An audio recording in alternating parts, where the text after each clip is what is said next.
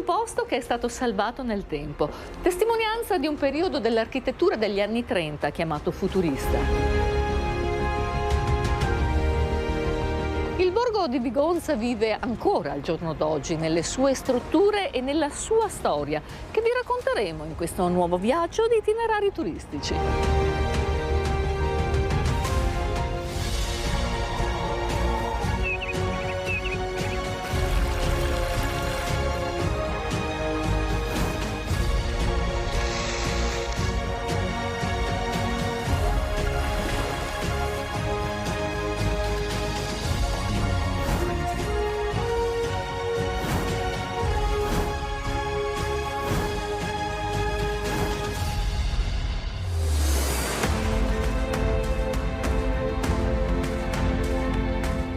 Vigonza da sempre centro storico importante, ma progettato al futuro. Ne parliamo con il sindaco Gianmaria Boscaro. Buongiorno sindaco. Benvenuta Ida. Grazie. Sì, è proprio una città progettata per il futuro e questa piazza, l'esempio, è stata recuperata nell'arco di più amministrazioni e oggi possiamo finalmente fruirne a pieno. E abbiamo pensato di rivitalizzarla recuperando sicuramente degli elementi storici, come ad esempio il mercato agricolo che viene organizzato con la Coldiretti ogni sabato mattina, ma anche innovando, inserendo degli eventi per i giovani, street food, e eventi anche teatrali che hanno come quinta scenica questa spettacolare piazza, che vengono fatti d'estate, la danza che viene sviluppata anche all'interno delle case del borgo, della zona retrostante. Quindi cerchiamo di dare vita non solo con le attività classiche tipiche di una piazza, ma anche con attività culturali innovative.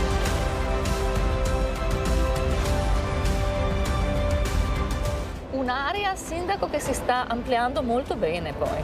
Sì, questa piazza è solo il punto di partenza, c'è poi uno sviluppo che attraversando il parco, un percorso ciclopedonale, arriva o vuole arrivare fino alla chiesa, alle scuole, quindi a tutti i quartieri residenziali, proprio per connettere i luoghi civici con i luoghi religiosi e i luoghi di aggregazione. È stato fatto con la realizzazione della piazza il primo stralcio, adesso stiamo proseguendo con un secondo stralcio e abbiamo approvato qualche mese fa la realizzazione del completamento di questo percorso e di questo bellissimo parco che attraverserà il nostro centro. Un percorso che noi adesso portiamo nelle case dei nostri telespettatori. Certo, grazie. Molto volentieri. Grazie sindaco, Grazie. A presto. Ci troviamo nel cuore della storia di Vigonza. Ma chi era Quirino Di Giorgio?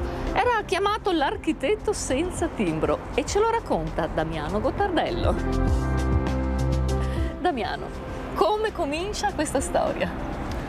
Un borgo che nasce dai casoni che sono stati demoliti a metà degli anni 30 per dare una nuova abitazione ai mezzadri che soffrivano di un sacco di malattie connesse all'insalubrità delle case che avevano, e in quel periodo, il periodo fascista, viene deciso di dare un percorso di nuova abitazione a delle famiglie che erano in estrema difficoltà. Negli anni 30 vede affacciarsi sulla scena della progettazione, della costruzione, un sconosciuto ragazzo che era nato a Palmanova all'inizio del Novecento, nel 1907, che si chiamava Quirino De Giorgio. Era definito l'architetto senza timbro perché in realtà lui non era architetto, però aveva delle straordinarie capacità visionarie e soprattutto anche edili di costruire, che l'hanno portato a essere uno dei precursori e poi anche uno degli, come si può dire, degli accompagnatori del periodo futurista. Non a caso abbiamo visto cosa ha fatto, perché poi possiamo parlare delle sue opere a Padova, il cinema che ha progettato, cioè ha fatto delle cose straordinarie da questo punto di vista, quest'uomo che si è laureato a 50 anni. Damiano, ma come si inserisce Quirino Di Giorgio nel movimento futurista? Quirino si inserisce nel movimento futurista fin dalla sua nascita, perché Marinetti, che era uno dei principali attori del movimento futurista in Italia, fa una serie di eventi a Padova e mette insieme una serie di persone che cominciano a avere questa visione dell'arte, e da subito Quirino abbraccia questa visione e ne è uno che farà di questo percorso un po' tutta la storia della sua vita. A Padova noi troviamo dei pezzi unici come progettazione, perché poi lui dopo il periodo fascista se n'è tornato su in Friuli ed è ritornato e ha cominciato a progettare nel mondo dei cinema. Qui ci troviamo nel davanti del borgo, della piazza, ma c'è un dietro che è altrettanto affascinante. Ed è ricco di storia. Andiamo. Circa 10 anni fa, Damiano, durante i lavori per la ristrutturazione del borgo, è stata fatta una grande scoperta con un grande stupore, un sito archeologico proprio qua, sulla nostra destra, eccolo qua. Quest'area qua, durante i lavori di ristrutturazione del borgo e la creazione di questo parco, che ha una peculiarità, è un parco tematico, è stato trovato il sacello romano che va a giustificare la creazione del graticolato romano. Il graticolato è quell'area che va da Vigonza fino a dopo Borgorico, diviso in aree di 720 metri quadrati di larghezza e di lunghezza, che venivano dati ai centurioni romani quando andavano in pensione. E questo era il sacello di riferimento di tutta quell'area.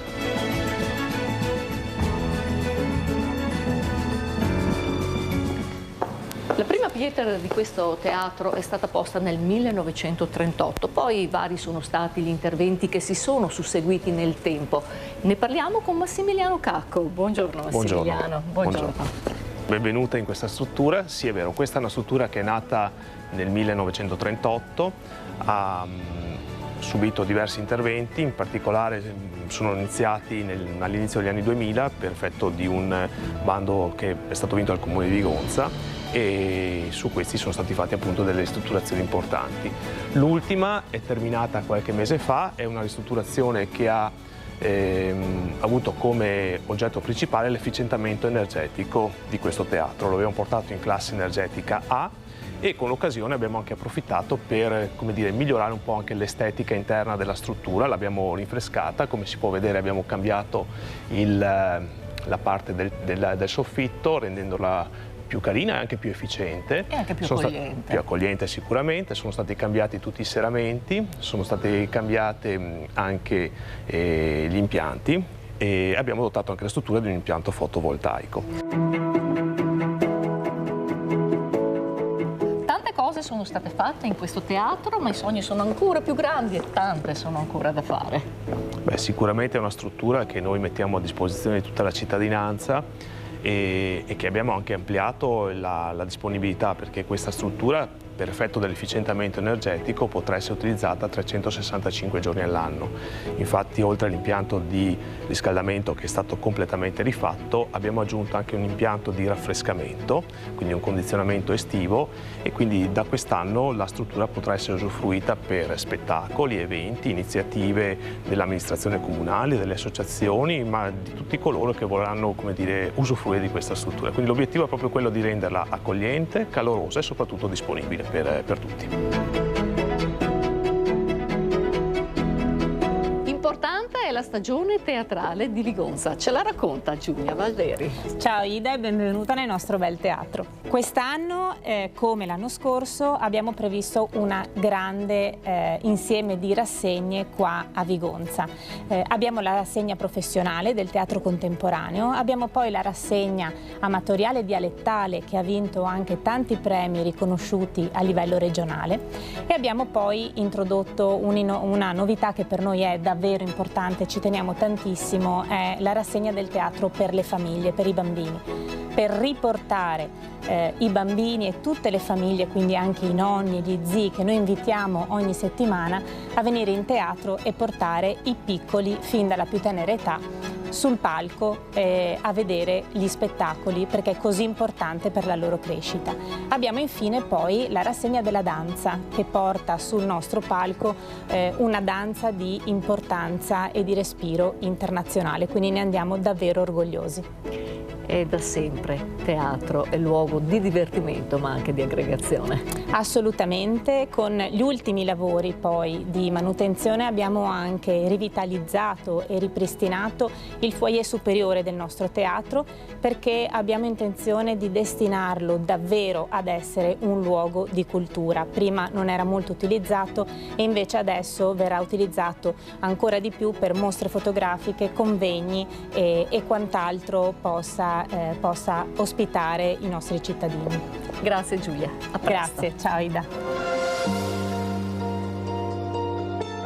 Quirino Di Giorgio era particolarmente legato a Vigonza e, pensate, ha voluto donare tutti i suoi disegni, tutto il suo lavoro a questa città, che era chiuso in questo archivio nazionale, che ci racconterà Matteo Giacomello. Buongiorno Matteo. Benvenuta Ida, buongiorno. Cosa troviamo in questo archivio? L'archivio Quirino De Giorgio di Vigonza contiene tutta la documentazione professionale di Quirino De Giorgio che ci ha voluto lasciare nel 1996, poco prima di morire.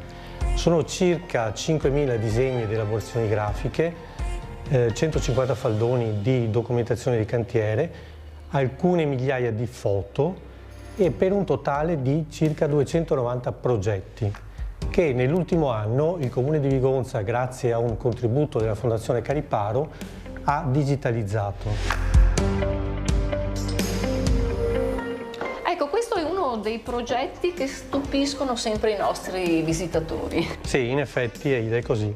Il progetto che Quirino De Giorgio ha fatto in occasione di un concorso per il nuovo ponte dell'Accademia di Venezia nel 1986.